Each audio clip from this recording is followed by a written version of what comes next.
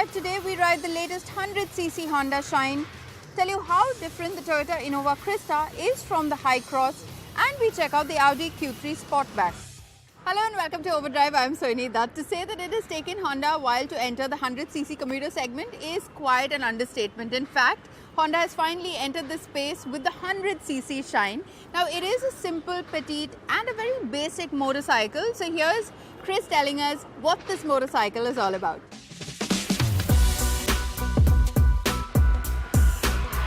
The Honda Shine 125cc, well, that commuter motorcycle did very well for itself ever since the company came out with it back in 2006. Now, since then, it has been the hottest selling Honda two-wheeler motorcycle the company has ever seen out here in India. Why? Because it was a very compelling package, because it was frugal, comfortable and very affordably priced. Now, Honda have gone one step further with the same package with this motorcycle that we have out here today. This is the Honda 100cc Shine. And well, how does this motorcycle fare in today's world? Well, we have a short while to find out. So let's get right to it. In terms of its design, the 100cc Shine resembles the silhouette of the bigger 125cc Honda Shine. Its theme isn't all new or very exciting, but overall, it's not the worst thing to look at out on the road either. A quick glance over this bike and you can tell of its basic A to B commuter motorcycle origins with minimal frills.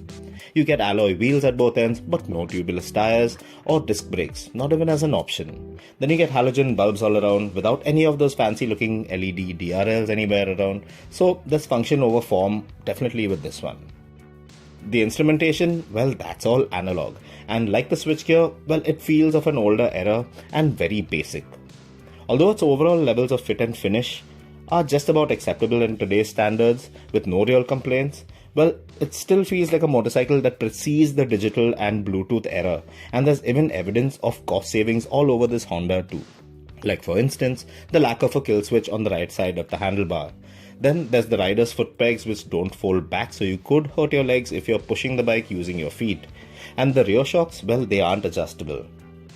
But this is more or less acceptable in today's standards because this is what the motorcycle is meant to be.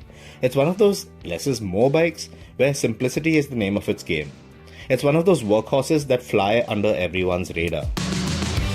Now, powering the 100cc Honda Shine is the all-new 99cc single-cylinder air-cooled motor, which makes around a little over 7 PS of max power and 8 Nm of max torque. Speeds of around 50 kmph, well, this motorcycle feels very comfortable. But once you cross that threshold, well, things tend to get a little gruff. It's not all that refined. Not as refined as I would have liked it, but still, it fares decently going up gradients and such. It's a smooth engine, feels quite frugal given what this motorcycle is set out to do. But then again, given the brakes and the way this motorcycle is set up, it's not really built for speed. Even if you do find the time and space to get this bike's speedo needle to cross that 80 kmph indication mark on the dial, well, braking time will almost always be an issue because although there's CBS or combined braking, well, you don't have that reassuring feeling or consistency of a disc brake at either end of this bike.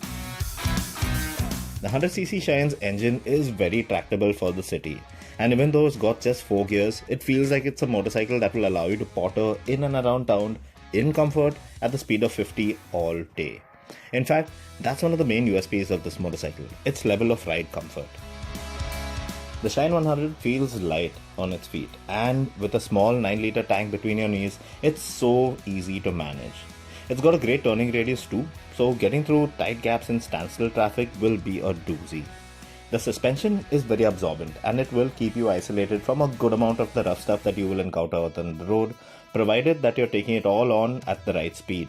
Go any faster than required with a pillion aboard and things can get bouncy and very uncomfortable.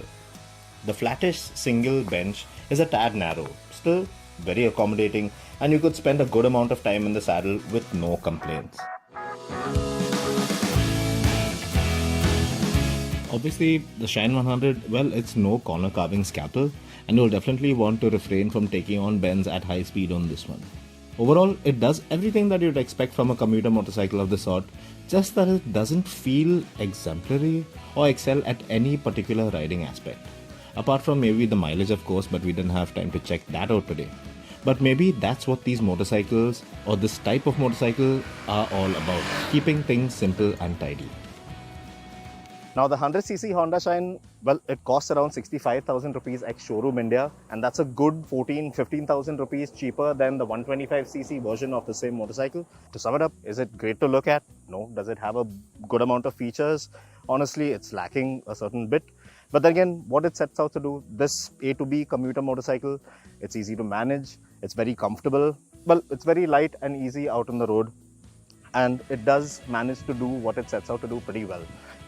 But the crux of the matter with this motorcycle, a commuter motorcycle of this caliber, well, the main USP has to be its frugality, well, its mileage and how much you get in return in terms of kilometers. But we can't really test that out today because of a limited time that we have with this motorcycle.